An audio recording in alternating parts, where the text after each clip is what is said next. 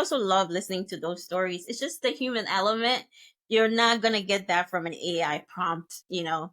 So it's nice to get the connections and the stories. Gotta keep it interesting. Exactly, exactly.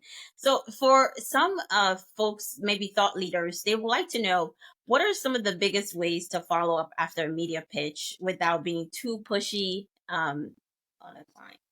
Yeah, to follow up on a media pitch. Yeah, that's a tricky one. I think that, with our platform featured, we disclose and allow people to track the status of their submissions so that they don't have to follow up. So it's tricky because it varies by publication and it varies by the reporter and by the story, where you might see something that got submitted and picked up, that day, and you might see something that got submitted and got picked up 6 months later, and you might have submitted something and it was really promising, and then the story got spiked by the editor at the last minute and never ran.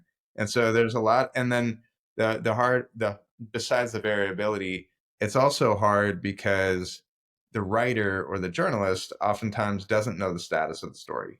They have submitted their piece, they've gotten paid, they've moved on to the next one, and that story now lies with the editor.